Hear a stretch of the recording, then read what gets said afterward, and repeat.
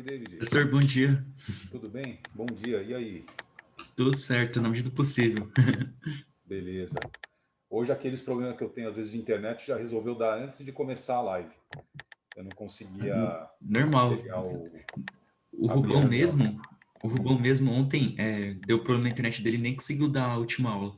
Ah, é? Nem o Meu, não plantão. sei se vai ver que é pelo fim do ano, né? Que tá dando um overbooking aí Né? de sinais, né? De ligações e tal. Olha o Uhum. Felipe aí, o André. Tudo bem, gente? Ó, a E aí, Isa tá professor, entrando tudo também. bem? Tudo bem, e você? Certo. Beleza. Olha aqui, ó, a Isa, o Diego estão entrando. Cadê eles? Aí ela, ó, Isa. Tudo bem, Isa? Oi, André, boa tarde. Boa tarde, Castilho. Tudo bem com vocês? Tudo bem? O David estava me contando que o Rubão também teve problemas ontem com a internet, né? Não sei se é coincidência ou se é o fim do ano dando uma congestionada nas linhas, né? Só Não sei que, sei, bom, a é internet melhor que... Hã? tá bem ruim. Eu tenho escutado várias pessoas reclamarem. A minha É também, mesmo? né? Caramba, Isa. Agora, eu quero crer que tenha dado esse problema para mim só no comecinho. É melhor no começo, né? Do que no meio, depois da live, da explicação e tudo. É melhor já resolver logo de cara. Vamos ver. Como eu já reiniciei tudo aqui e tal, eu acho que agora vai direto. Professor, se você achar melhor, eu acho melhor desligar a câmera, né? Porque, tipo, eu tava fazendo uns testes, eu acho que, tipo, com câmera desligada ajuda bastante. Quer que eu desligue? O que vocês, você diz? É, Vamos fazer assim, David. Se começar, por acaso, a falhar, né, aquela história, aí a gente vai tentando, a gente desliga e tal. Por enquanto, parece que está rolando, né? sim, sim. Vamos aproveitar então. Quem tiver aí, quem quiser abrir a câmera, fica à vontade. Depois, se precisar, a gente vai desligando, tá bom? Aí eu também desligo e tal, né? Quem mais está aqui? A Aline, ó, entrando, a Renata. Aline, Renata. Oi, Renata. Oi, Aline. Tudo bem? Quem mais aqui? A Ana Alves. Beleza. Oi, Ana, tudo bom? Beleza, então. Oi, Gente, Castilho, tudo bem você? tudo jóia, tudo bem. Beleza. Bom, vamos lá então, pessoal. É o seguinte, agora que acredito que já chegaram a maioria aqui. Oi, Renata, bom dia. Então, maioria presente. Vamos lá. Bom dia, boa tarde, né? Esse horário é engraçado, né? Bom dia, boa tarde. É engraçado que ao longo da semana eu tenho várias lives de outros lugares, né? Que começam também nesse horário, fica sempre nessa indefinição, né? É isso mesmo. Para quem não almoçou, bom dia. Para quem já almoçou, boa tarde. É isso aí. Tudo bem, gente. Quer ver? Eu vou já compartilhar aqui com vocês a minha tela. Lembra da apostila com os exercícios de revisão, né? Onde está ela aqui? Peraí. Tela? Ah, tá aqui, ó. Peraí que é estranho. Deu uma travada aqui. Não, abriu aqui. Pronto. Aí. Né? Então, até comentei com vocês esse primeiro exercício, que trata das proteínas, né, gente? Olha, eu vou ler com vocês, que falava assim, ó. Alguns fatores podem alterar a rapidez das reações químicas, e a seguir destacam-se 3 exemplos no contexto da preparação e conservação de alimentos. Então, 1. A maioria dos produtos alimentícios se conserva por muito mais tempo quando submetidos à refrigeração. Esse procedimento diminui a rapidez das reações, que contribuem para a degradação de certos alimentos. Você colocar na geladeira, o alimento vai durar mais tempo, né? Simples assim. Por quê? Porque você diminui a temperatura de atuação das enzimas, de bactérias, de fungos, né? Então, basicamente, essa primeira parte aí estava falando a respeito da temperatura ótima das enzimas, né? Se essa temperatura ótima não é atingida, as enzimas trabalham mais lentamente, né? O procedimento 2, olha, um procedimento muito comum utilizado em práticas de culinária é o corte dos alimentos para acelerar o seu cozimento, caso não se tenha uma panela de pressão. Então, aquela história para cozinhar a batata, por exemplo, se você quiser cozinhar mais rápido, é melhor em pedaços do que a batata inteira, né? Qual a razão? É que em pedaços você aumenta a superfície de contato da água fervente com a substância da batata, né? Com a superfície da batata. Se está a batata inteira, a superfície de contato é menor da água fervente. Então vai levar muito mais tempo, né? E 3, na preparação de iogurtes, adicionam-se ao leite bactérias produtoras de enzimas, que aceleram as reações envolvendo açúcares e proteínas lácteas. Ou seja, aqueles lactobacilos, né, gente, que vão fermentar o leite, fermentação láctica, e vão então produzir iogurte, né, e outras coisas, e laticínios, né? Então, o 3 está se baseando em metabolismo energético de bactérias, né, de fermentação de bactérias e tal, e que produzem enzimas para isso, né? Enzimas da fermentação láctica. Com base no texto, quais são os fatores que influenciam a rapidez das transformações, né? Químicas relacionadas aos exemplos 1, 2 e 3, respectivamente, né? Então, vamos lá. Na primeira é temperatura, depois superfície de contato, que é o da batata, por exemplo, está certo, né? E, por fim, concentração. Não, porque o último fala de enzimas, né? Então, letra B não, porque começa com concentração de substrato, não é nada disso. A C começa com temperatura, tá certo, superfície de contato tá certo, e catalisadores. Pronto, né? A letra C é a mais correta, tá? Depois, por que não a E de elefante? Ó, temperatura, concentração, não. A 2 é realmente superfície de contato, né? Pronto, era a letra C realmente, tá? Então, assim, uma questão que tem a ver, né, gente, que tem a ver com enzimas, com proteínas, mas de uma maneira diferente, né? Envolvendo também outros fatores, outros conhecimentos, né, do candidato aqui, certo? Beleza. Bom, então sendo assim, ó, eu vou parar um pouquinho esse compartilhamento e agora passando para o Planeta Bio, gente, e retomando a nossa revisão importantíssima a respeito das substâncias orgânicas que compõem os seres vivos, né? Então lembra que até agora nós revimos os carboidratos, os lipídios, as proteínas, né, na nossa aula passada, e agora uma coisa que é um mundo à parte, uma substância orgânica que é todo um mundo à parte, que são os ácidos nucleicos, né? Então aí é DNA, RNA, isso envolve também síntese proteica, isso envolve também mutações do DNA, e portanto, né, imagina quantas questões vestibulares e Enem gostam de fazer a respeito de mutações, e acaba se relacionando também com a genética, porque várias doenças genéticas, anemia falciforme, fenilcetonúria, né, talassemia, etc., são, na verdade, doenças genéticas que se originam em mutações do DNA, né? E com isso o DNA mutante passa a fazer proteínas mutantes que leva a que leva a doenças genéticas e tal, né? Então vamos lembrar delas, das moléculas orgânicas agora, ácidos nucleicos. Vou colocar aqui. Essa parte no Planeta Bio, quando a gente viu, né, pessoal, isso aqui, ácidos nucleicos no primeiro semestre ainda, lembra? Foi totalmente com material meu, né? Nós vimos começando com lousa, acho que ainda estava no presencial, eu comecei com lousa essa parte, depois eu fazia esquemas em cartolina, né, para vocês, e a gente fazia exercício e tal. Foi totalmente com material que eu produzi, que eu fiz na aula e tal. Até como chama lá, OneDrive, né?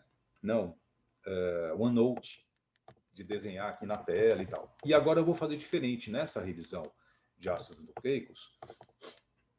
Eu vou te mostrar pelo Planeta Bio.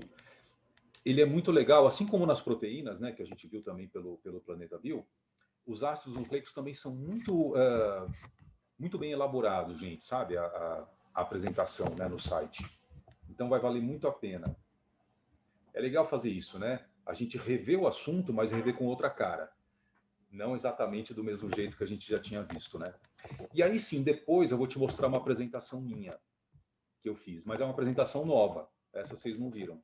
Então, né, vai valer a pena também. Uma de PowerPoint e tal, mas é uma nova. Então vamos ver. Deixa eu compartilhar aqui a tela com vocês de novo.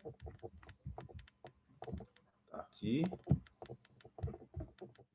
é nada disso. Achei. Aqui, ó.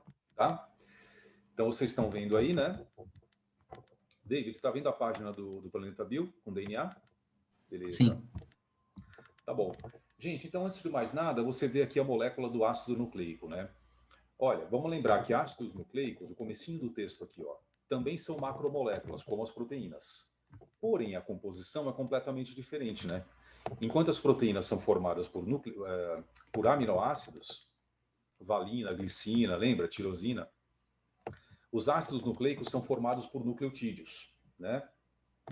Eles têm esse nome porque são ácidos orgânicos.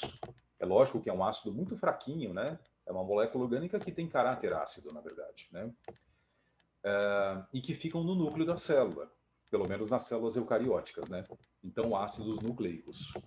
E tem dois tipos, o DNA e o RNA, né? DNA ou ADN, na verdade, em português, lembra? Porque é ácido desoxirribonucleico, você abrevia, fica ADN, né? E RNA ou ARN, em português, que é a abreviação de ácido ribonucleico, né? Beleza. Então, assim, ele está presente principalmente, essa molécula orgânica, no núcleo da célula, como o próprio nome diz, né? Ácido nucleico, mas a gente pode encontrar também no citoplasma, principalmente aliás, o DNA apenas, né, na mitocôndria e no cloroplasto. As outras organelas não têm DNA, lembra? Agora, o RNA, gente, tem RNA mensageiro, tem RNA ribossômico, né? Tem RNA transportador. Esses a gente encontra no citoplasma mesmo, né? Todos os RNAs a gente pode encontrar no citoplasma.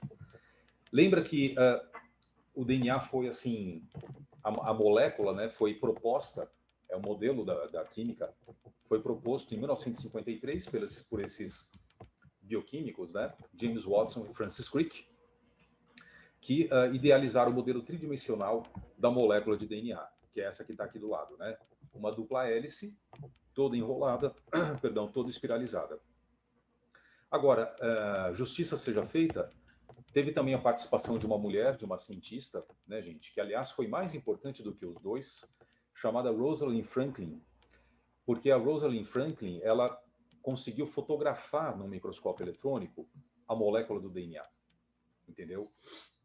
Uma foto, lógico que, imagina, né, em 1953, extremamente precária, né, extremamente, assim, você podia mais imaginar a molécula do que ver, mas era uma foto. E aí o Watson e Crick, eles fizeram, em cima dessa foto, ficou muito mais fácil, né? Eles imaginaram o modelo da molécula. Então a Rosalind Franklin também participou, mas não teve os créditos, coitada, da descoberta e elaboração da molécula do DNA, tá certo? Então a gente costuma falar assim, só o Watson e Crick, né, que criaram a molécula do DNA, o modelo da molécula do DNA, né? Então não é a verdade completa isso. Muito bem, lembra dos nucleotídeos, gente? Então, por exemplo, aqui na direita, ó, você tem 3 partes do nucleotídeo, né? A base nitrogenada, por exemplo, adenina, por exemplo, timina, citosina, guanina, né? Olha lá, ó, A, T, C, G. No meio tem uma pentose, que é um açúcar com 5 carbonos, né? Podendo ser uma desoxirribose ou uma ribose. Depende se é do DNA ou do RNA, né? E um fosfato, tá vendo? Ó? Um ácido fosfórico aqui. Então, o nucleotídeo, ele é subdividido em 3 partes, né? 3 subunidades. E lembra que o DNA, por exemplo, ou mesmo o RNA, nada mais são do que sequências de nucleotídeos, entendeu? Então, como aqui, por exemplo, você tem uma fita do DNA, né, a fita 1, que tem uma sequência de bases, por exemplo, ó, TGAC, TGAC, né? E a fita 2, que está ligada à primeira, com a sequência ACTG, né? ACTG. Mas cada uma das fitas, ela é, vamos dizer assim, mantida, né, pessoal, a organização dela, por ligações fosfodiéster, que ficam aqui, ó, né, entre os grupos fosfato com as pentoses, né? Então, as ligações fosfodiéster, elas mantêm a integridade da fita de DNA, mesmo sendo a fita simples, ou da fita de RNA, né? E como é que uma fita se liga na outra mesmo, né? Que seriam como se fossem os degraus de uma escada, por exemplo, aqui que a gente vê no modelinho, né? Que ligações são essas? Aí a gente lembra aqui na esquerda, ó, que são as ligações de hidrogênio. Essas ligações de hidrogênio acontecem entre as bases nitrogenadas dos nucleotídeos de cada fita, né? Então, sempre vão acontecer entre A e T e C e G, né? Então, entre as bases A e T, adenina e timina, existem duas ligações de hidrogênio, ou duas pontes de hidrogênio, que vocês estão vendo aqui em vermelho, ó. E entre as bases C e G, citosina e guanina, existem 3 ligações de hidrogênio, 3 pontos de hidrogênio, né? Então, é sempre assim. Aí, você lembra, né? Quer dizer, é muito fácil a gente chegar na sequência de bases da fita complementar. E tem questões de vestibular que pedem isso, né? Qual a sequência de base da fita complementar e tal, né? Então, por exemplo, se ele te apresenta uma fita que tem TGAC como sequência, então a fita complementar é ACTG, né? Então, tanto faz. Se de um lado tiver uma sequência de 5 adeninas, A, na outra fita vão ter 5 timinas, né? T, T, T, T, T, certo? Beleza. Muito bem. Outra coisa, ó. Sendo assim, né, gente, se o DNA tem essa complementaridade, existe aquela relação de Chargaff. Lembra? Ele está te mostrando aqui a relação de Chargaff sem esse nome. Tudo bem, é uma maneira mais simplificada de ver a situação, mas é exatamente isso que eu falei, né? Vou colocar aqui o nome só para vocês lembrarem, ó. Relação de Chargaff. Chargaff, ó, no chat. Lembra? Então ela diz que quando a gente divide, por exemplo, né, A mais G, não, assim, ó, A mais G sobre T mais C, isso é igual a 1, né? A mais G sobre T mais C igual a 1. Ah, por que isso, Castilho? Simples, por causa do que a gente está vendo aqui nessa página do site, né? Resumindo, né, pessoal, essa relação de Chargaff, lembra? Quer dizer que a porcentagem de A é igual à porcentagem de T, né? E a porcentagem de C é igual à porcentagem de G. Olha lá. É lógico, né? Porque se eu tenho, não importa quantas adeninas eu tenha numa fita do DNA, na fita complementar eu vou ter o mesmo número de timinas. É sempre A com T, né? E não importa quantas guaninas eu tenho numa fita de DNA, na fita complementar eu vou ter o mesmo número de citosinas, né? Porque é sempre G com C. Então é aquela história, né, pessoal? Eu lembro que lá na apostila, no caderno de exercícios regular, né, durante o ano, vocês fizeram vários exercícios desse tipo, né? Usando a relação de Chargaff, porque são questões muito comuns mesmo. Então, se ele fala, por exemplo, num certo segmento de DNA tem 10% de adenina, certo? Tá bom. E numa fita e tudo, né? Então, qual será o percentual das outras bases nesse segmento, né? Então, considerando que existe a relação proporcional A igual a T, C igual a G, então, ó, 10% é de A. Então, qual a porcentagem de T? Pensando nas duas fitas ao mesmo tempo, né? Senão não dá para fazer isso. Então, a porcentagem de T também é 10%. Soma as duas, dá 20%. Quanto resta para a porcentagem de C e G no total? 80%, porque o total de bases desse pedaço de DNA, fita dupla, vai ser 100%, né? Claro. Então, os 80% que restam são entre C e G e exatamente metade para cada, né, gente? Então, metade para C, 40%, ó, e metade para G, 40%. Então, a gente aqui encontra o total de cada uma das bases, né? Tá, adenina com 10%, timina com 10%, citosina com 40%, guanina com 40%, né? Então, esse tipo de questão, a gente até viu, como eu falei, naquele caderno de exercício, gente, do ano, ele é muito comum mesmo, né? Por exemplo, ele fala assim, né? Um exemplo aqui, ó, de enunciado. Por exemplo, ó, o DNA, vamos pensar, da drosófila, pronto. A mosquinha que é tão usada na genética, né, gente? Tem, quer ver? Tem 5%. 5% de timina. Pronto, ó. Quando ele te dá a porcentagem de uma base, foi dada a largada, né? Tipo, agora se vira com as outras, né? E aí já te pergunta, quais as porcentagens das outras bases? Ou então pergunta alguma específica, né? Sei lá, qual a porcentagem de citosina e tal, né? E aí você faz um tratamento parecido com esse que está na página do site, né, gente?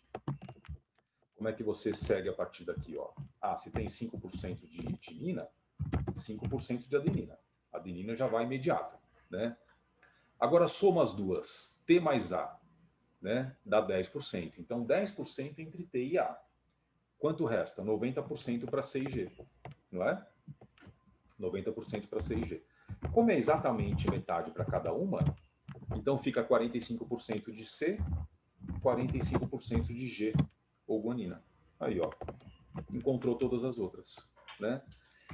Beleza? Todo mundo lembrou dessa história direitinho, da relação Chargaff? Tranquilo?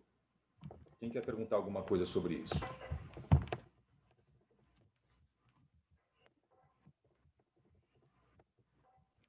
Tudo bem? Legal. Então, diminuindo aqui, peraí. Beleza. Tá bom, gente. Outra coisa, então. Olha, isso aqui é um detalhe, né? Só passando rápido para lembrar que são os tipos de base nitrogenadas, né? Entre A, C, G, T. E lembra que tem a uracila do RNA, né, gente? RNA não tem timina, né? No lugar da timina, lembra? No RNA a gente só tem a uracila, né? Tá legal. Então você tem as bases púricas, ou também chamadas purinas, né? Que são A e G. E as bases pirimídicas, ou pirimidinas, que são C, T e U. Tá? C e T, o T do DNA, né? E U, a uracila do RNA. A diferença, gente, entre esses dois tipos de bases é se tem anel duplo de carbono ou anel simples de carbono, né? Então, A e G, que são as bases púricas, têm anéis duplos, ó. Beleza? E C, T e U, que são as bases pirimídicas, têm anel simples de carbono. E aí o interessante disso é que sempre que acontece uma ligação de hidrogênio, né? Ela vai ser entre uma base púrica e uma base pirimídica, não é? É sempre entre púricas e pirimídicas, certo? Por exemplo, ó, G liga com C e o A liga ou com T no DNA ou com U no RNA, né? Então aqui não dá para ligar duas bases púricas, por exemplo, por pontos de hidrogênio, e não dá para ligar duas bases pirimídicas entre si também por pontos de hidrogênio, né? Então essas ligações de hidrogênio vão se formar realmente entre bases diferentes, né? Entre base púrica e pirimídica sempre, tá bom? Beleza, gente. Outra coisa importante do DNA e do RNA e tal, né? Que é a orientação da molécula, tá? Olha isso, eu vou ler com vocês rapidamente aqui esse textinho aqui, ó. O antiparalelismo das fitas de DNA. As duas cadeias polinucleotídicas, ou seja, as duas fitas de DNA, né, têm polaridades opostas. Uma das cadeias orienta-se do carbono 5' para o carbono 3'. Fala, Castilho, que carbono é esse? É o carbono, gente, da pentose, entendeu? Carbono da pentose. Então, na extremidade, eu vou mostrar aqui para vocês, ó. Na extremidade 5', o fosfato se liga no quinto carbono da pentose, entendeu? Beleza. Na outra extremidade oposta, que a gente chama de extremidade 3' né? O fosfato se liga no terceiro carbono da pentose, contando aqui, ó, 1, 2, 3, certo? Ó. Então a ligação fosfodiéster vai acontecer pelo terceiro carbono e não pelo quinto carbono, né? Então essa é a característica, por isso que a gente chama de orientação 5', 3', tá? A outra cadeia, quer dizer, a cadeia nucleotídica oposta, né, e complementar, gente, orienta-se no sentido oposto, lembra? Ó? Isso é, do carbono 3' para o 5'. Assim, cada fita tem uma extremidade 5' invertida, né? E outra 3' em relação à outra, né? Quer dizer, então, por exemplo, ó, se essa fita da esquerda aqui tá 5' em cima, 3' embaixo, então a fita complementar é 3' em cima, 5' embaixo. Então elas são o quê? As fitas de DNA? Elas são invertidas, ó. Lembra disso? Né? Orientações invertidas quanto à sua polaridade, né? Se a gente chamasse de mais e menos, por exemplo, né? Se uma está com um polo mais para cima e o menos para baixo, a outra está com o menos para cima e o mais para baixo, né? Tipo isso. Se a gente colocar o DNA na horizontal, então se uma fita está com 5' para a esquerda e 3' para a direita, a outra está ao contrário, com 3' para a esquerda e 5' para a direita, né, gente? Tá? É mais uma característica do DNA que outra coisa, né? Essa orientação aí oposta das duas fitas, né? E isso a gente observa na autoduplicação, gente. Quer ver que interessante? Vamos lembrar disso? Quer dizer, aqui você tem a ação de duas enzimas, né? A DNA helicase, que é a enzima que vai abrir a fita de DNA para que ela seja duplicada, né? E a enzima DNA polimerase, que é a enzima que vai o quê, gente? Ela é uma sintetase, né? A DNA polimerase, ou sintase, que é a enzima que vai trazer novas bases de DNA para fazer a fita nova, né? Entendeu? Então vamos lá, quer ver? Ó? Lembra que essa duplicação é semi-conservativa, então a fita original vai sendo conservada, né? E serve de molde para a fita nova. E essa autoduplicação, ela vai acontecer antes da divisão celular, né? Lembra que você pode chamar também de replicação. Esses dois sinônimos são muito importantes de você lembrar, porque cada questão usa um termo, cada hora usa um, né? Então, eles são exatamente a mesma coisa. Ó. Autoduplicação é igual a... Estou pondo aqui no chat. Replicação, gente. Né? E ocorre quando? Ocorre apenas antes da divisão celular. Ou seja, né? Antes da mitose ou da meiose, tanto faz. Mas não pode, essa autoduplicação ou replicação não vai acontecer do nada. Duplicar o DNA por duplicar. É só para que a célula possa se dividir, né? Então vamos lembrar dela rapidamente, ó. Enzima helicase abrindo as duas fitas, porque ela rompe as pontes de hidrogênio, e a enzima DNA polimerase organizando a colocação, né, das novas bases de DNA, que estão em rosa, certo? Essas novas bases, gente, lembra, em rosa, elas estão no núcleo da célula, tá? O próprio núcleo já tem bases à vontade, né? Na verdade, nucleotídeos inteiros à vontade, que foram obtidos principalmente da alimentação que o organismo fez, né? Então, são bases adenina, timina, guanina, citosina, que vieram dos alimentos digeridos. Afinal, como o DNA é universal e o RNA também, as suas composições, né, são as mesmas em qualquer ser vivo, não importa se a pessoa comeu um animal, se ela comeu um alimento de origem vegetal, se a pessoa comeu um fungo, né, um cogumelo, não importa. Ela vai digerir e vai conseguir bases nitrogenadas de qualquer maneira. Vai conseguir nucleotídeos de qualquer maneira. E esses nucleotídeos são usados para fazer os novos DNA das novas células, né? Então, esses novos nucleotídeos que estão em rosa, eles são simplesmente puxados ali do núcleo, né? Eles estão soltos por ali, são puxados pela DNA polimerase e inseridos na fita molde, na fita original, né? Formando novas fitas de DNA, sempre por complementaridade. Então, essas duas novas moléculas de DNA que se formaram, são moléculas idênticas, certo? A gente fala, são moléculas filhas de DNA, né? Idênticas à molécula original, entendeu? Como elas momentaneamente ficam presas pelo centrômero, então, na verdade, elas são chamadas de cromátides irmãs, né? Essas duas moléculas que estão aqui na página, ó, a de cima, tendo fita vermelha e fita rosa, e a de baixo, fita rosa, fita vermelha, essas duas moléculas inteiras são o quê? As cromátides irmãs, né? Presas por um centrômero, não está mostrando aqui, né? Mas elas estariam presas por um centrômero e ficando com aquele formato de X. Lembra, isso acontece na fase S da intérfase e depois só lá na anáfase da mitose é que essas cromátides irmãs vão ser separadas, né? Beleza? E outra coisa, gente, importante, como a duplicação é semiconservativa, uma coisa também que não pode esquecer, sempre vai ter uma fita velha e uma fita nova, né? O DNA novo que foi formado, a cromátide irmã, né? Tanto de cima quanto de baixo, sempre tem uma fita velha que está aqui em vermelho e a fita nova que está em rosa, né? Isso não muda, certo? Agora vamos ver a mesma autoduplicação com aquela história, gente, da orientação das extremidades. Então, a DNA helicase está abriu as duas fitas, né? E aí, agora vem a DNA polimerase, ó, trazendo as novas bases nitrogenadas, quer ver? Olha a orientação da leitura da enzima, gente, tá vendo? Ó? Então a enzima ela vai lendo o DNA de 3' para 5', tá vendo? Ó? O sentido de leitura é 3' para 5'. Mas a nova fita que está sendo feita em vermelho, ela é feita de 5' para 3', né? Então depende do que a gente está falando, essa história. Olha só como vai ficar no final, que bonitinho, ó. Né? Aqui são as duas cromátides irmãs, certo? Do DNA e tal, né?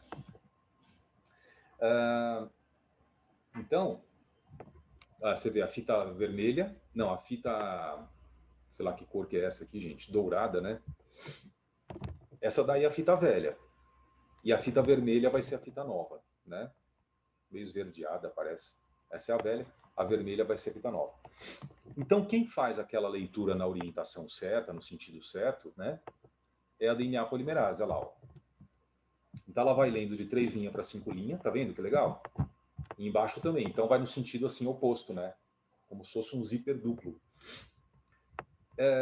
Só que a nova fita de DNA, a molécula nova, vai sendo feita de 5' para 3', tá bom? Porque ela também é invertida, né? Quer ver, ó, aqui, ó. Ela também é invertida. Então 5' fita velha, 3' fita nova, né? Entendeu? 3' fita velha, 5' fita nova, né? Aí, ó. Tá? Muito bem. E aí tem esse tipo de exercício, né, que vale a pena a gente lembrar, que é em cima dessa história, gente, da duplicação semiconservativa, né? Que se a duplicação é semiconservativa, a fita velha é sempre mantida, né? Ela não se perde nunca. E a fita nova é sempre recém-sintetizada. Então esse é um experimento que foi feito, olha que legal, em 1958, né, por Matheson e Stahl, em que eles comprovaram isso. Porque eles usaram nitrogênio 14, N14 para a base nitrogenada, e nitrogênio 15, né? Então eles começaram com uma bactéria, e portanto com o DNA dessa bactéria, que tinha as duas fitas com N15, tá vendo? Ó? Então era o DNA original, vamos dizer assim, né? N15 e N15, que é o isótopo pesado do nitrogênio, diferente do N14, que é o normal, né? Beleza. O que eles fizeram, gente? Eles pegaram essas bactérias e colocaram no meio de cultura que tinha N14 como fonte de nitrogênio da base nitrogenada, né? Então, para fazer as novas bases nitrogenadas, essas bactérias começaram a usar N14 do meio de cultura. Quando elas fizeram a primeira divisão celular, né, e vamos supor, 10 bactérias originaram 20 bactérias, ou uma bactéria originou 2 bactérias, né? Elas mantiveram a sua fita velha, que era N15, vermelha, ó, e fizeram uma fita nova com N14. Tá vendo? Tanto uma quanto a outra bactéria, porque depois da autoduplicação vem a divisão da célula, né? Vem realmente, no caso da bactéria, a bipartição, né? Então agora você tinha 2 bactérias com DNA meio a meio, Pensa que legal, ó. O DNA tem numa fita N15 ligada numa fita N14. Porque ela foi o quê? Produzida com a nova fonte de nitrogênio e tal, né? De bases nitrogenadas. Tá? Beleza? Espera aí que me fizeram uma pergunta, como é que é? Na fita nova começa a ser sintetizada na extremidade 3' da fita molde. Isso. É isso mesmo, viu? Né? A Ana, né? Então, o 5' da fita nova começa a ser sintetizada na extremidade 3' da fita molde da fita velha. É isso mesmo, tá? Perfeito. Aí, gente, ó, na segunda divisão das bactérias, né? Na segunda bipartição delas, que pode ter sido meia hora depois, em geral, o ciclo de vida de 30 minutos mesmo, né? Acontece uma coisa interessante. A fita velha vermelha continua existindo. A fita velha continua existindo. E serve de molde para uma fita nova N14, ó, né? A fita que já era N14, da primeira geração nova, né? Essa aqui, ó, ela serve de molde para outra fita N14. Porque agora o meio de cultura só tem N14. Não vai ter mais N15 novo, né? Então forma uma bactéria com N14 e N15, meio a meio, e outra bactéria só com N14. Olha que legal. E aquela outra também faz a mesma coisa, né? A outra da primeira geração. Então ela faz uma bactéria meio a meio, 14 e 15, e uma bactéria só 14. Olha lá, fitas 14 e 14, né? Então essa segunda geração, ela tem 50% de cada tipo. Ela tem metade das bactérias com DNA misto, né? 15 e 14, e metade das bactérias só com 14. Agora vem a terceira geração. O que acontece? Como nenhuma fita N15 mais vai ser formada, né? Só tem as N15s antigas mesmo. Então, gente, olha só, a fita N15 continua existindo. Ela forma uma outra fita N14, tá aqui, ó. Beleza? A fita que já era N14 faz outra fita N14. Então fica uma bactéria só N14 aqui, né?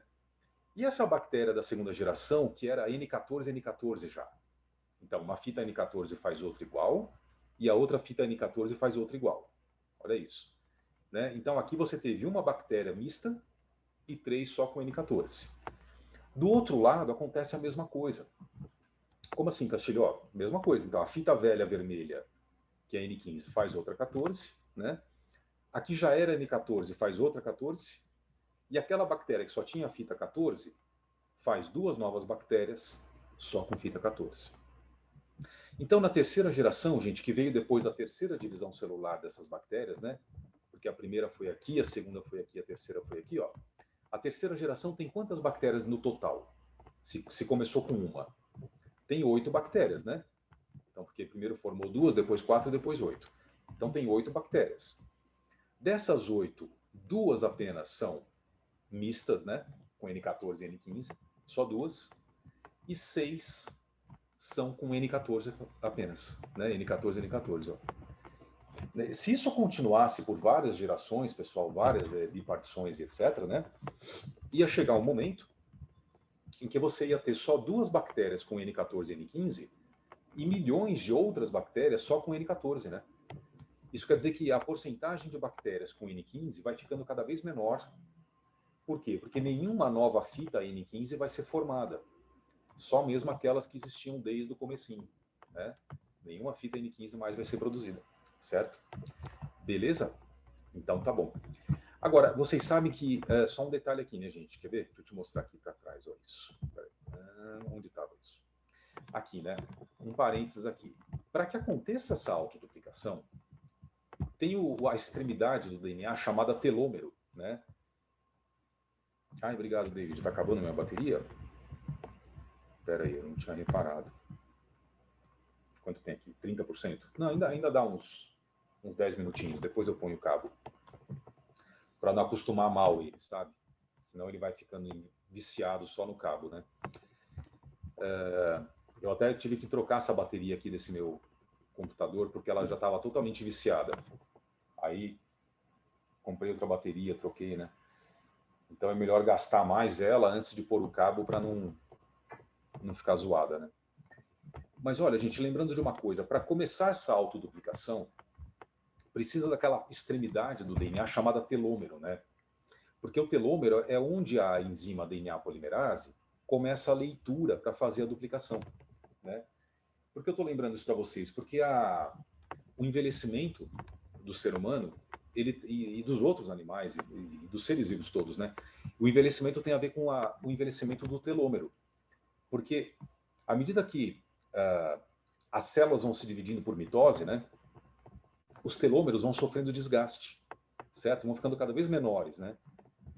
O telômero é uma parte inicial aqui do DNA que aceita a enzima DNA polimerase começar a leitura e tal, entendeu? É como se fosse um encaixe de um zíper, né? E se não tem esse encaixe, não tem como fazer a duplicação do DNA, né? E o telômero ele tem um certo comprimento do DNA. À medida que a célula vai ficando mais velha, esse comprimento vai desgastando, certo? Vai havendo um desgaste cada vez maior, né?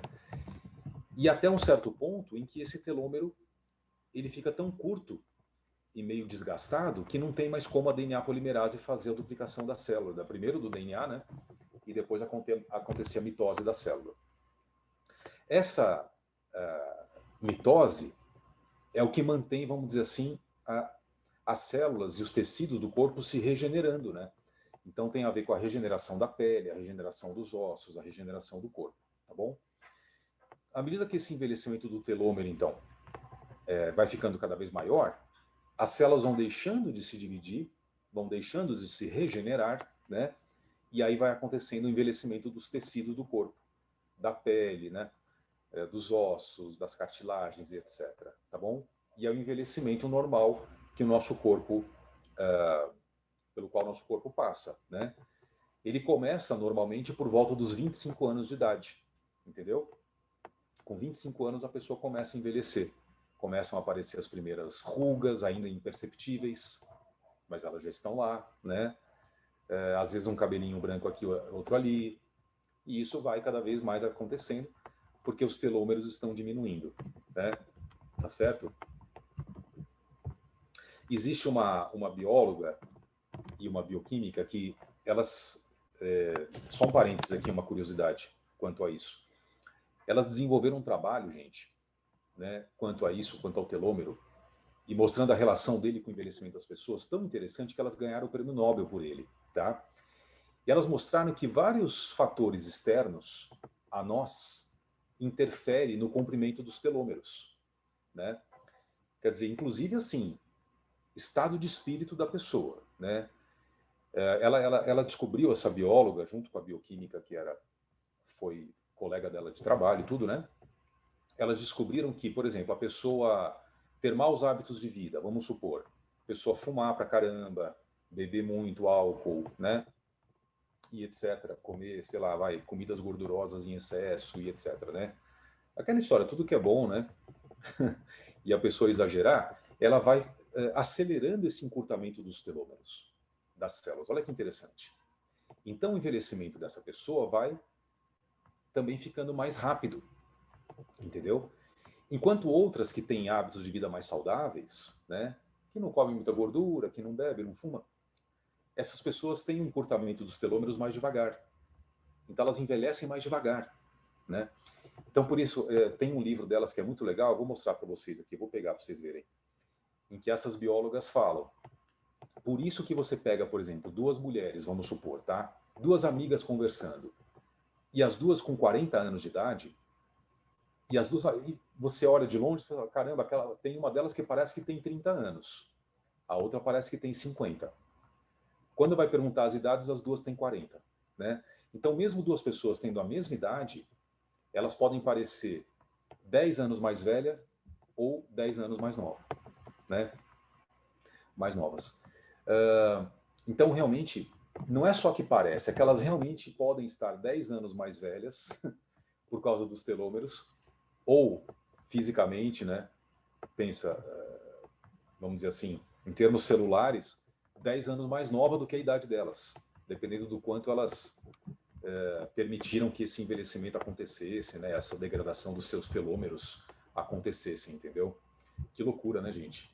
Quer ver? Eu vou mostrar para vocês esse livro que ganhou o prêmio Nobel.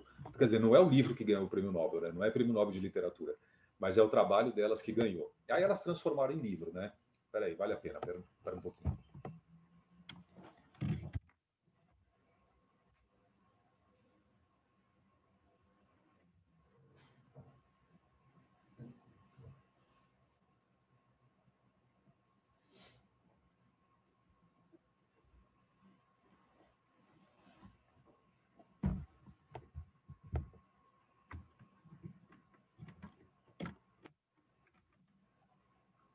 alô. Oi. Ó, quer ver que legal, gente? Deixa eu parar de compartilhar um pouco, que aí fica melhor a imagem, eu acho, né? Tá vendo? Ó, o livro que elas lançaram, as autoras são essas daqui, ó. Elissa Appel e Elizabeth Blackburn, tá vendo? Ó? Elizabeth Blackburn, né? Então, Prêmio Nobel de Medicina e tal. E o nome do livro delas é O Segredo Está nos Telômeros. Olha que legal. Segredo do quê? Da pessoa se manter, vamos dizer assim, saudável e jovem, né, por mais tempo. Porque não é só uma questão de envelhecimento, uma questão de ficar com aparência jovem ou não, né? Mas também é uma questão de se manter saudável, porque elas explicam que, à medida que esses telômeros vão encurtando cada vez mais rápido, né, a pessoa não só vai ficando com um aspecto mais envelhecido, como ela também vai ficando mais suscetível a doenças, entendeu? As pessoas vão desenvolvendo doenças mais cedo. Por exemplo, doenças degenerativas do sistema nervoso, né? Um Alzheimer, um Parkinson, sei lá, a pessoa teria só com 80 anos e de repente ela pode ter já com 60 por causa desse encurtamento exagerado que ela acabou fazendo, né? Do seu telômero. Tá vendo? Ó? Aqui no livro tem alguns esquemas e tudo, né? Tá vendo? Ó? Mas não é um livro técnico, não é um livro para cientistas e tal. Pelo contrário, ele é bem simplificado mesmo. Quer dizer, elas pegaram o trabalho delas e transformaram num texto palpável para qualquer um, né? Tanto que, olha só o subtítulo: Receita Revolucionária para manter a juventude e viver mais e melhor, né? Tá vendo? E aí elas explicam. É uma receita revolucionária, porém muito difícil de ser seguida, né? Que a pessoa realmente tem que ter hábitos mais saudáveis e exercícios físicos e etc. Agora, uma coisa interessante que eu achei do livro, uma coisa bem diferente, é que elas explicam que não só a alimentação, né, e hábitos de vida da pessoa vão interferir, mas também em como a pessoa enxerga a vida e o mundo, né? Elas perceberam que as pessoas mais pessimistas, mais, vamos dizer assim, com tendência à depressão e sentimentos negativos, etc., de vários tipos, elas também acabam causando um encurtamento dos telômeros mais acelerado. Olha que loucura, gente. Então, assim, elas não sabem por quê, mas que teve essa constatação, teve, né? De alguma maneira, a mente influencia nisso. E as pessoas que têm, vamos dizer assim, aquela reação mais positiva, né, com a vida, então, pessoas mais otimistas, né, mais facilmente alegráveis, assim, felizes, elas ficam com o telômero mais comprido por mais tempo. Olha que barato, né? Então, até isso pode interferir no encurtamento dos telômeros e, portanto, no envelhecimento e incidência de doenças e etc. Que loucura, né? Então, realmente, e elas mostram as pesquisas delas e etc., né, que levaram a essa constatação. Elas conseguem explicar o porquê? Não. Mas elas conseguem mostrar que isso acontece. Então, é o conhecimento empírico, né, da ciência, de mostrar o que pode acontecer e tal. Tá? Beleza. Bom, então outra coisa, gente, voltando aqui para o site, ó, e voltando para os ácidos nucleicos, mas agora de outra maneira. Peraí, não é aqui nessa página, não. Quer ver? É em outra parte do site. Divisão celular. Achei. É em núcleo e aí síntese proteica. Então, gente, outras duas coisas importantes a respeito do DNA são a transcrição, né, que é quando o DNA faz RNA, e depois a síntese proteica. Agora sim, quer ver? Deixa eu compartilhar com vocês para a gente lembrar juntos. Ó. Transcrição e síntese proteica. Vamos ver? Tá bom. Porque aqui o que vocês estão vendo é o seguinte: é como o DNA controla a célula, né? O DNA, lembra, ele tem basicamente duas funções, né? A primeira é a transmissão hereditária, que tem a ver com a autoduplicação, porque aí ele faz cópias de si mesmo, que são enviadas para novas células e tal, né? Então, transmissão hereditária e tudo. E a segunda função do DNA, lembra, é o controle da célula. O controle da célula, do metabolismo celular, é feito produzindo proteínas, porque as proteínas vão ser enzimas, As proteínas vão ser mensageiros químicos, as proteínas vão ser estruturais e etc, né? Então, é dessa maneira que, através da transcrição e tradução, o DNA faz o controle do metabolismo celular, né, gente? Então, lembra que transcrição é DNA produzindo RNA. Por exemplo, RNA mensageiro. E tradução é o RNA mensageiro sendo lido no ribossomo e produzindo a proteína. É a própria expressão gênica, né? O que vocês estão vendo resumido aqui nessa tela é a expressão gênica. Lembra? Até um dos últimos assuntos que a gente viu, acho que foi o último até, no nosso curso regular, foi isso, né, gente? A expressão gênica, por exemplo, em eucariontes, em que acontece o splicing, né? Acontece aquele processamento do RNA, retirando os introns e permanecendo os exons, lembra? Para fazer o RNA mensageiro maduro, que vai realmente passar pela tradução, né? Agora, isso só acontece em eucariontes. Então, se for numa bactéria, não tem processamento, não tem splice nenhum. Então, essa página, ela resume o metabolismo de controle da célula, vamos dizer assim, de maneira geral, né? De qualquer célula, que seja procariótica e eucariótica, você tem aqui ele resumido, né? Ele representado. Vamos lembrar, então, primeiro da transcrição? Olha ela, gente. Agora, quando a helicase abrir o DNA, quem vai fazer a nova molécula vai ser uma RNA polimerase, né? E não a DNA polimerase. Concorda? Porque o que vai ser feito vai ser um RNA. Vamos fazer aqui, ó, transcrição. Helicase abriu o pedaço. Esse pedaço, aliás, é o gene, né? Ó, daqui até aqui é um gene. E a enzima RNA polimerase, ela vai ler e produzir o RNA mensageiro no sentido 5' para 3'. Tá bom. Mas ela está lendo o DNA em que sentido? O DNA ela está lendo do 3' para 5'. Então tem aquela mesma diferença, tipo, que depende do referencial, que tinha na autoduplicação, né? Então, o RNA mensageiro está em verde. Ele foi feito do sentido 5' para 3'. Mas e a fita molde de DNA? Foi lida em que sentido? Né? No sentido 3' para 5'. Beleza? É até aquilo que a Ana tinha perguntado, né? Então começa, a RNA polimerase começa a ler na extremidade 3' para produzir a extremidade 5' do RNA, né? E depois ela termina no DNA na extremidade 5' e terminou no RNA na extremidade 3', né, gente?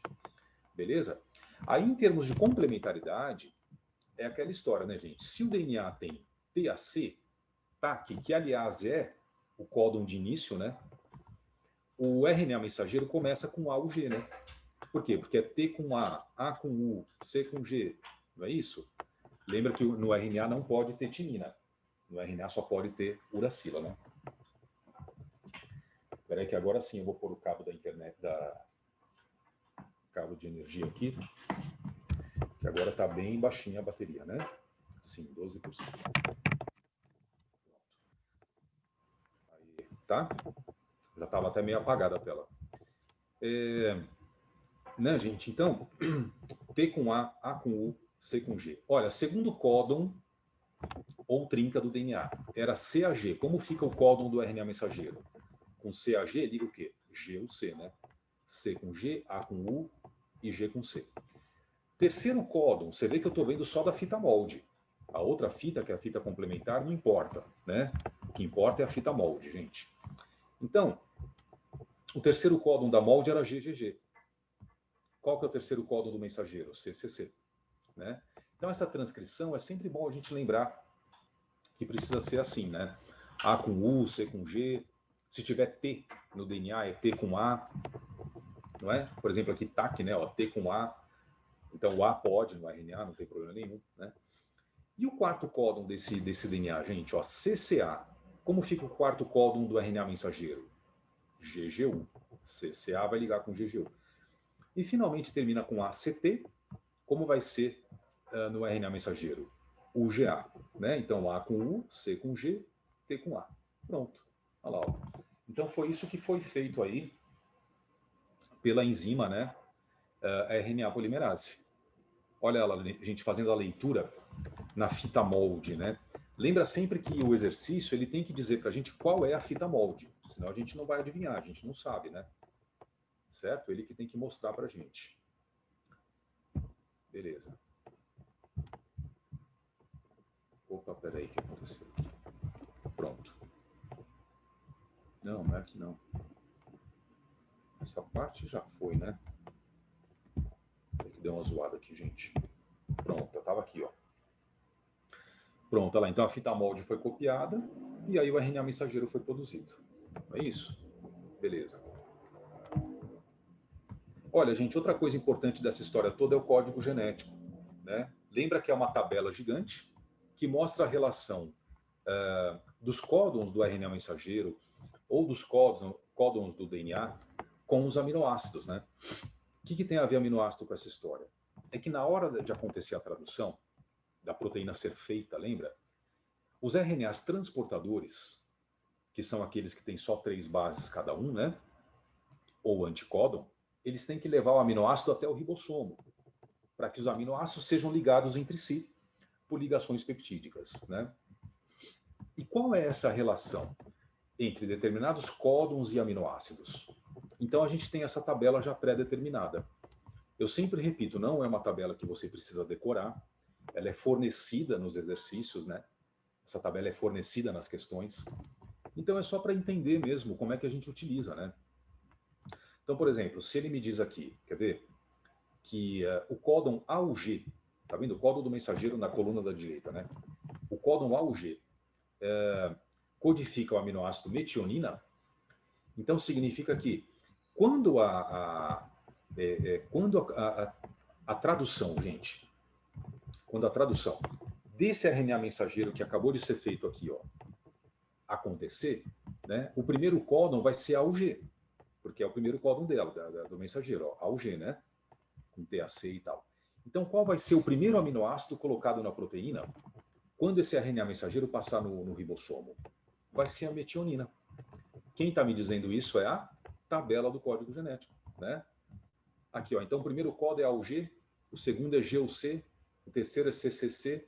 Então, a partir dessa sequência de códons, tendo a tabela em mãos, a gente consegue saber a sequência de aminoácidos, né? Que vão ser colocados na proteína, concorda? Então, por exemplo, quer ver? Eu vou escrever no chat aqui. Olha só, essa sequência do mensageiro. Porque depois eu vou mudar de tela e ele vai sumir para a gente. Então, ó, GUC, CCC, né? Então, lembrando que esse que eu estou escrevendo aqui, gente, é o RNA mensageiro. CCC, depois é GGU e por fim é UGA. Quer ver? Eu vou pôr no chat aqui para vocês me ajudarem a gente a construir essa proteína. Ó, tá aí o chat.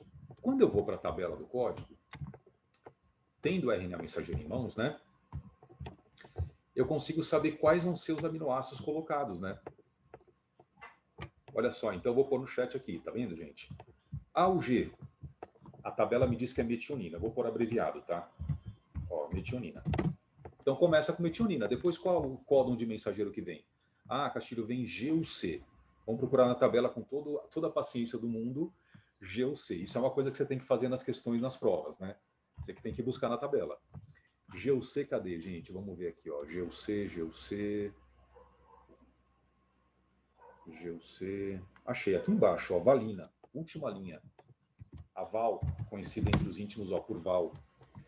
Depois CCC na tabela. Cadê CCC? Tá aqui, ó. Prolina. Tipo professor, ó. Depois é o códon GGU. Cadê o GGU? Esse vai dar trabalho, tô sentindo. Ali na glicina. É a glicina? Achou, David? É a glicina, tá aqui, ó. Gli com Y. E por fim, gente, UGA. UGA. Você já viu esse também, David, ou não? UGA. Não. UGA, que parece passatempo, né, gente? Não tem caça-palavras e tal? Aqui é caça-códons. UGA. Ah, tá aqui, ó. UG. Não. Tá nada. Ai, gente, eu já sei o que é. O UGA é de stop. É que essa tabela, olha que filha da mãe, essa tabela não tem os códons de stop, que são aqueles códons, são 3 diferentes, né? Tem UAA, UGA e tal. que mostram que a proteína já foi produzida, já acabou, né? Não tem mais nenhum aminoácido para ligar. Então, vou pôr aqui, ó, stop. Né? Quer dizer, vai só até gli mesmo, até glicina. Olha isso, ó. Então é metionina, valina, prolina, glicina, stop. Na verdade, quando a gente faz uma questão dessas, a gente nem escreve stop, tá? Você só não põe nada, fica assim, ó, na realidade. Peraí, deixa eu fazer um Ctrl C aqui. Ctrl C, Ctrl V. Ai, não, o que eu fiz aqui, gente? Peraí que eu dei uma zoada aqui. Sem querer eu pus o convite da reunião aqui no Ctrl C, Ctrl V. Nada a ver.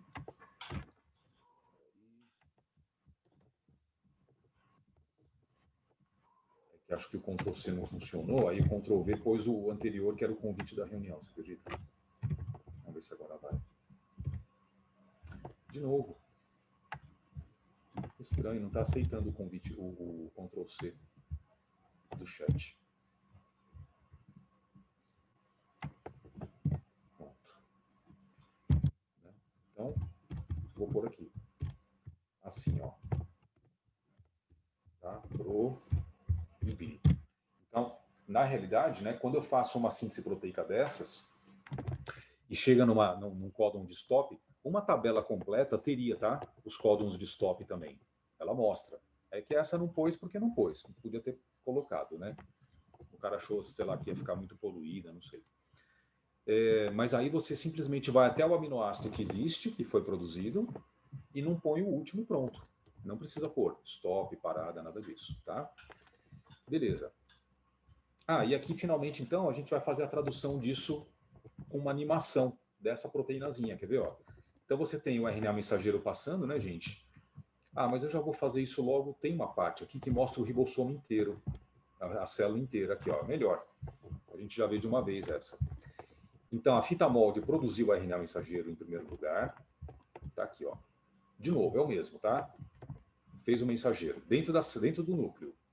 Ele sai do núcleo pelo poro da carioteca, né? Tchau, ó. Vai para o citoplasma e vai passar no interior do ribossomo. Aí, ó. Então, no ribossomo que está em azul, o RNA transportador traz os aminoácidos correspondentes, né, gente? Aí, ó. E monta a proteínazinha que tem 4 aminoácidos, porque o último códon é de parada, ó. O GA é de parada. Pronto. Peptídeo que tem só 4 aminoácidos aqui, né, pequenininho, produzido por tradução, tá? Então, vocês viram... e aqui ele mostra um pedacinho da tabela já com os aminoácidos certos, né, gente? Entendeu? Então, de novo, tá? Eu quero que vocês observem cada RNA mensageiro, cada códon do mensageiro atraindo um RNA transportador correspondente, tipo A ou G vai atrair qual transportador? O AC. E ele é que traz o aminoácido metionina, né? Depois vem G ou C atrai CAG. Depois CCC do mensageiro atrai GGG, com a prolina, ó. E GGU atrai CCA, com a glicina. E o códon UGA não atrai nenhum RNA transportador, né? Então, finalizou aqui o pedacinho de proteína com 4 aminoácidos e tal, tá? Beleza? Certo. Aí já aproveito e já lembro para vocês, né? A respeito de todo esse assunto, tem aquela história da expressão gênica que a gente viu no final do curso, né? Que é o splicing, né, gente? Ou seja, na realidade, quando é uma célula eucariótica, é feito primeiro um pré-RNA mensageiro, porque tem partes dele que não são codificantes, né? Que não atraem RNAs transportadores nem nada. Antes que esse mensageiro saia para o citoplasma e vá para o ribossomo, os introns têm que ser retirados, que são esses pedaços em vermelho, né? Então, tem enzimas que fazem esse processamento chamado splicing, e aí os introns são retirados e apenas os exons é que vão montar o RNA mensageiro chamado como? RNA mensageiro maduro, né? Ele é que vai fazer a tradução de verdade lá no ribossomo, né? Lembra também que tem o splicing alternativo, quer dizer, isso pode mudar até de acordo com a época da vida, né? Com a idade da pessoa. Quer dizer, em alguns momentos da vida, alguns pedaços são considerados introns e outros exons, e depois isso pode mudar, né? Outros pedaços sendo considerados introns e outros pedaços sendo considerados exons. Então, quer dizer, o mesmo gene o mesmo pedaço do DNA, ele pode produzir uma proteína X em certa época da vida, ou uma proteína Y em outra época da vida, né? E até falei para vocês que isso pode mudar, por exemplo, a relação de uma pessoa com algum tipo de alimento. Quer dizer, um alimento que ela não era alérgica e, de repente, ela passa a ser alérgica, né? Tipo um amendoim, tipo leite, ou então camarão, né? Alguma coisa assim. Por quê? Porque ela mudou a expressão gênica dela. Então, ela não fazia uma certa proteína de anticorpo, né, contra um alimento, e de repente ela passa a produzir um anticorpo contra esse alimento que não era para fazer. E aí é o splicing trazendo problemas. A expressão gênica trazendo problemas, né? Mas às vezes o que acontece é o contrário. Às vezes a pessoa ela deixa de ser alérgica justamente porque a expressão gênica muda também, né? Então a pessoa era alérgica, mas ela deixa de produzir aquele anticorpo. E agora ela não é mais alérgica a determinado alimento e tal, né? Isso é muito interessante, né, gente? Então, para fechar essa história dos ácidos nucleicos, síntese proteica, tradução, transcrição e etc., eu vou te mostrar rapidamente aqui, pessoal, uma apresentação minha sobre mutações no DNA, tá bom? Vamos ver juntos aqui, ó. Vou puxar aqui no meu e-mail. Deixa eu ver onde está isso. É porque está no Drive, né, do Gmail. Vamos ver se está aqui. Ai, não.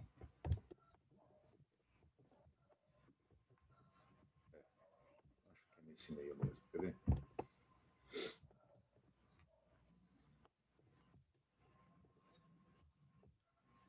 Drive.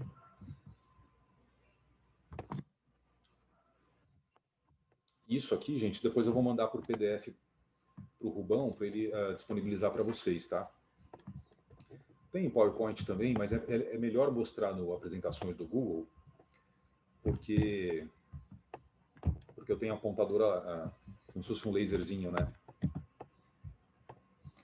Deixa eu ver se está aqui nesse Drive. Mutações gênicas, achei.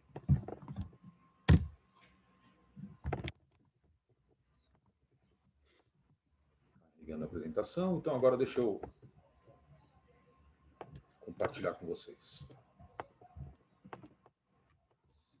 Compartilhar pela tela que é melhor. Entrou.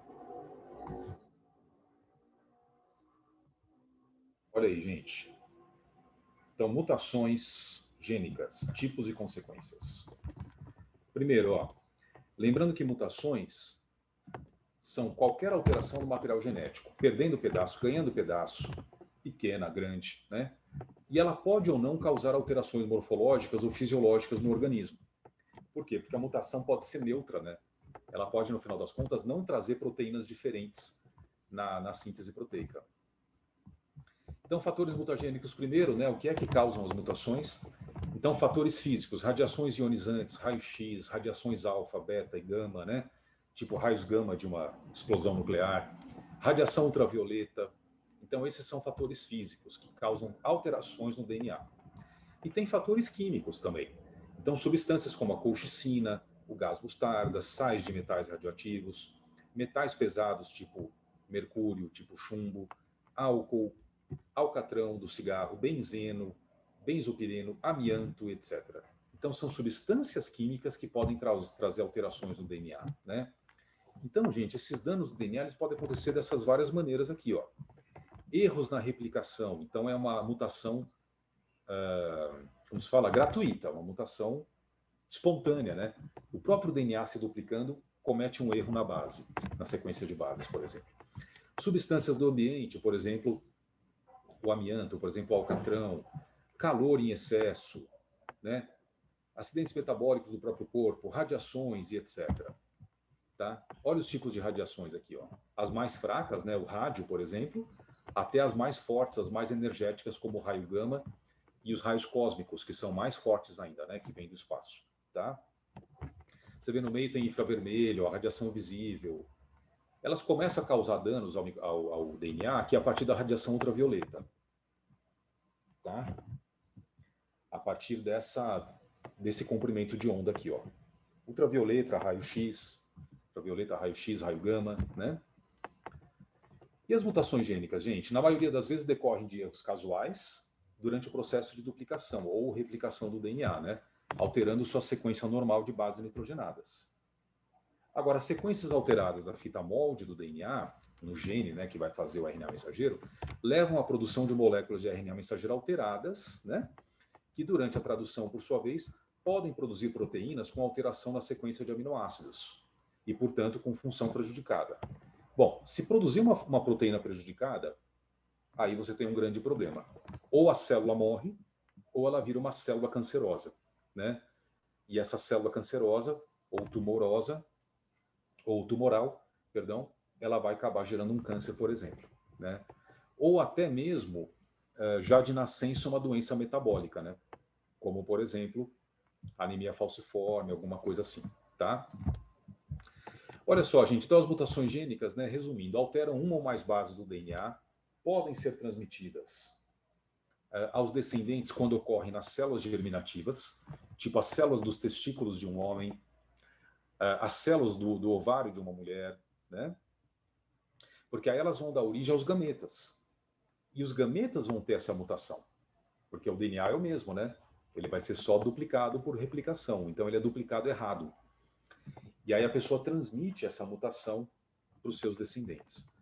E essas mutações podem acontecer também em células somáticas, olha, do corpo, né? E podendo provocar a formação de tumores. Então, por exemplo, mutações nas células da pele, câncer de pele. Mutações nas células dos ossos, câncer ósseo, né? E assim vai. Isso pode acontecer. Tipos de mutações principais. A substituição é a troca de um ou mais pares de bases do gene. Inserção ou adição. Quando uma ou mais bases são adicionadas ao gene, né, pessoal? Modificando a ordem de leitura da molécula durante a replicação ou a transcrição. E a deleção é a perda de uma ou mais bases do DNA, modificando também a ordem da leitura durante a replicação, né, do DNA ou a transcrição. E aí, portanto, na tradução também. Então, são os três tipos, vamos dizer assim, principais de mutação, certo? Substituição, inserção, deleção. Agora, dentro da substituição, também tem alguns tipos. Olha isso, gente. Aqui são as três principais, né? Substituição, adição e deleção. Mas aí, dentro da substituição, você tem essas três possibilidades, ó. Então, mutações por substituição podem levar a mutações com alteração de sentido. Sentido de quem? Da proteína. Entendeu? Quer dizer, pode ficar uma proteína defeituosa, né? Uma proteína errada. Mutações com perda de sentido, que é quando a proteína vai ter aminoácidos a menos do que ela teria que ter. E mutações silenciosas, que é a mutação neutra, gente. Quando a proteína não é alterada pela mutação do gene. Vamos ver as situações, ó. Primeiro, com alteração de sentido. Substituição com alteração de sentido, né? Então, o DNA normal era CAC no segundo códon. Passou a ser o quê? CCC, por uma substituição de base, né? De A por C, ó. E isso trouxe o quê, gente? Um aminoácido diferente na tradução. Entendeu? Porque o mensageiro ficou era GUG, ficou sendo GGG. E o aminoácido, o segundo do polipeptídeo, era valina. Era metionina, valina, histidina, leucina. E passou a ser glicina, ó. Então a sequência ficou metionina, glicina, histidina, leucina. Então ficou uma proteína errada, né? Como é que a gente chama? Alteração de sentido. E com perda de sentido? É quando o novo códon que vem de uma mutação passa a ser um códon de parada, um códon de stop, por acaso, né? Então, por exemplo, ó, o DNA original era TAC, CAC, GTG, ATA. Ficou sendo como depois da mutação? TAC, TAC, CCC, GTG, ATT. Esse ATT, por acaso, é um códon de parada, entendeu? Códon de parada. E agora, se antes a proteína tinha 4 aminoácidos, metionina, valina, histidina, tirosina, agora ela tem 3, ó. Metionina, glicina, histidina, stop. Ou seja, foi perda de sentido, né? Ela ficou com um aminoácido a menos. Tá bom? Aqui está mostrando isso também, ó. Imagina, aqui o códon de parada, gente, ele passou a ser o segundo códon. Tá vendo? Então, antes a proteína, é outro exemplo, né? Antes a proteína tinha 4 aminoácidos. Agora ela tem um e depois já veio a parada. Então, detonou a proteína, né? E o terceiro tipo é substituição e gerando uma mutação silenciosa. Então, sem perda de sentido, sem nenhum tipo de alteração, né? Tipo silenciosa. Ocorre quando a substituição de um determinado nucleotídeo do DNA não provoca alterações na sequência dos aminoácidos da proteína. Por que isso é possível? Pelo código genético ser degenerado. O que é isso mesmo, lembra? É que cada aminoácido pode ser codificado por mais de uma trinca de bases, ou códon do DNA, né? Porém, cada trinca codifica sempre o mesmo aminoácido. Na verdade, como assim, Castilho? Por exemplo, a trinca de base, gente, TAC, TAC, ela codifica sempre a metionina. Sempre, né?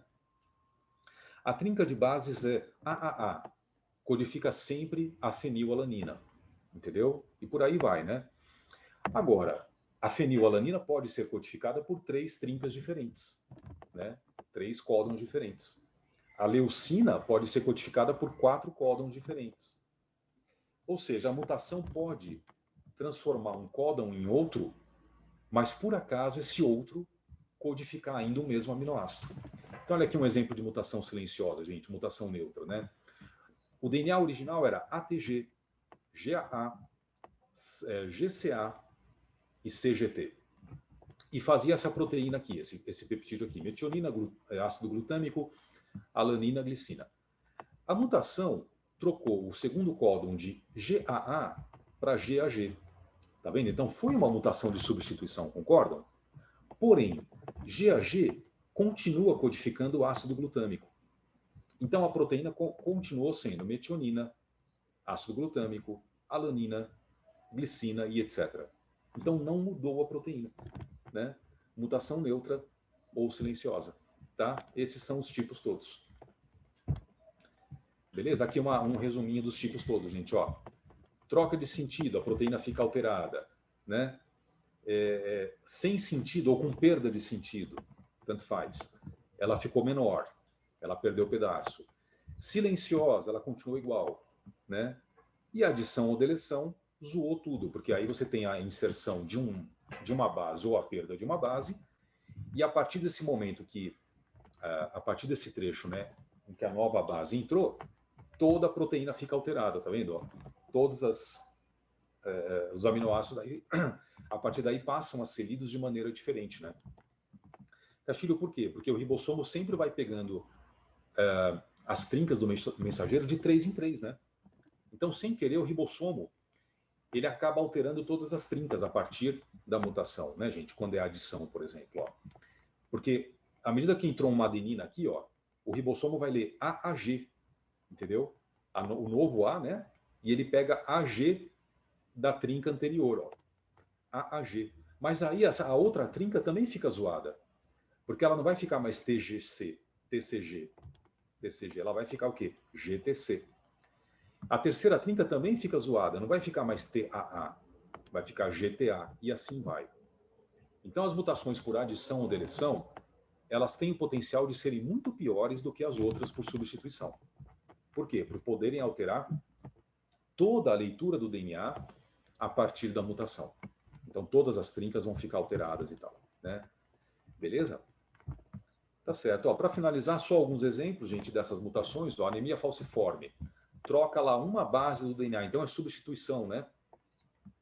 Então, troca, tá vendo? Ó, CTC por CAC. E zoou aqui uma base apenas, né? Então, ao invés de glutamato ou ácido glutâmico, vai ser a valina que vai ser trazida para a proteína. A hemoglobina fica alterada, a molécula, né, que transporta oxigênio, e, portanto, a hemácia fica em forma de foice. Olha o resultado aqui, ó. O que acontece? Essa pessoa tem anemia falciforme, né? Olha a fenilcetonúria. Então, o gene que produz uma enzima chamada fenilalanina hidroxilase tem uma mutação, gente. E aí, ó, olha aqui a mutação, tá vendo? Então, o certo seria... Não, isso é o normal. O certo seria a fenilalanina hidroxilase transformar a fenilalanina em tirosina. Todo mundo tem que fazer isso. Como o gene tem a mutação por substituição, e com uma alteração de sentido, a enzima fica defeituosa. Ela não transforma mais fenilalanina em tirosina, o bebê começa a ter acúmulo de fenilalanina, né? E vai desenvolver retardo mental se nada for feito, tá? Porque destrói os neurônios. Então faz o exame do pezinho, esse é o exame obrigatório, e detecta esse exame, né? Detecta essa doença genética, que a criança não tem enzima, né? Fenilalanina hidroxilase.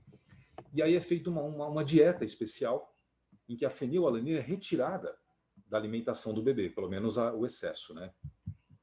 Então ele não vai, por exemplo, poder tomar alimento em pó, leite em pó, chocolate em pó, que tem muita fenilalanina, por exemplo, né? E ele aí não vai ter acúmulo desse aminoácido, fenilalanina, nos neurônios, e não vai ter a destruição de neurônios. Esse bebê vai crescer normal, sem retardo mental, né? Por isso que o exame do pezinho é tão essencial, quer dizer, é uma coisa que vamos dizer assim, dá para prevenir o desenvolvimento da doença, mas não dá para curar quando ela se instalar, né? Então faz o exame do pezinho, detecta que a criança tem, é raro, né, mas existe, e aí a dieta especial vai evitar que o bebê desenvolva esse retardo mental, tá vendo? Evitar o consumo de leite, de carne, de peixe, né? Tudo que tem muito aminoácido, porque certamente vai ter muita fenilalanina junto, né? Tá bom, gente? Então aqui, ó, você tem um exemplo de exercício, só para comentar rapidamente, de síntese proteica com mutações, né? Tá vendo? Olha só. A gente pode até fazer na próxima aula com mais calma. Ó. Uma doença genética humana é causada por mutações num gene localizado num cromossomo. Os indivíduos A, B e C têm mutações no segmento de DNA desse gene, cuja sequência normal está representada a seguir. Então ele te mostra o DNA normal, a fita molde que é a de cima, né, por causa do M, tá vendo? Ó? E mostra o indivíduo A que tem uma mutação, tá aqui no T, tá vendo? Ó? Ao invés de ser ATG, é ATT. Depois tem o indivíduo B, indivíduo C. Cada um deles tem uma mutação, ó. Ó, no B é no primeiro códon, tá vendo? E no indivíduo C, a mutação está no segundo códon. Isso aqui você teria que achar essas mutações na prova. E a partir daí ele pergunta, né? Aí vem a pergunta, ó. Aqui tem uma tabela do código genético para a pessoa usar para fazer a questão. E vem usando a tabela que relaciona alguns códons aos respectivos aminoácidos e considerando que a fita molde é a fita com a letra M, responda. Quais serão os segmentos de proteínas produzidos, respectivamente, né, pelos indivíduos A, B e C, nomeie cada mutação. Ou seja, a pessoa tinha que aqui ir fazendo a tradução de cada um desses indivíduos, entendeu? Uma questão assim, trabalhosa. E vendo qual era o resultado final, né? Que tipo de proteína ela fez, etc. Tá? Mas aí, leva um tempinho para a gente fazer com calma, eu vou deixar para a próxima aula, para a gente fazer juntos essa. Tá bom, gente? Beleza, pronto, agora sim. Isso era tudo que eu queria te mostrar hoje de revisão. Certo, gente? Vê se alguém ficou com tudo isso que eu falei, pessoal, de alguma dúvida aí mais importante que você queria me fazer. Tudo bem por enquanto? Professor, esse slide de mutações, você já passou ou Não. você vai passar ainda? David, eu acho que eu não passei, porque esse slide eu fiz mais para frente. Eu fiz como revisão mesmo, né, de síntese proteica e mutações, mas a gente já tinha passado por essa matéria no nosso curso, né? Então eu tenho quase certeza que eu não mandei para o Rubão. Eu vou mandar para ele, tá? Para ele disponibilizar para vocês. E quem quiser já vai até tentando fazer esse exercício aí que aparece no final e tal, né? E depois eu comento com vocês esse exercício na próxima aula. Tá legal? Legal, legal. Valeu, professor. Beleza. Obrigadão. Tá bom, imagina, de nada. Mas vocês viram que legal que é no site, né? Planeta Bio, essa parte de ácido nucleico. Se você quiser, gente, depois vai lá, até para tentar fazer essa questão, por exemplo, dá uma fuçada nessa parte de ácidos nucleicos do Planeta Bio. Porque vale muito a pena, né? Você vê de novo aquele negócio 5 linhas para 3 linhas, né? A síntese proteica. É bem legal, tá? Para você dar uma revisada aí por conta, né? Antes da nossa próxima aula. Tá legal? Mas por enquanto é isso. Então, sendo assim, beleza. Abraços, bom fim de semana para todo mundo. Se cuidem. Até a nossa próxima, gente. Ó, não esqueçam nunca do meu e-mail, tá? Para para você mandar, às vezes, uma questão mais difícil, mais longa, manda para o meu e-mail ou também pelo WhatsApp, tanto faz. Valeu. Beleza, Tchau, gente? professor. Obrigadão, hein? Bom final de semana. Tchau, obrigado. Abraço para vocês. Tchau. Até mais. Castilho, bom final de semana. Obrigada. Valeu, Renata. Tchau. Valeu, Ana. Tchau. Gabriel, Isa.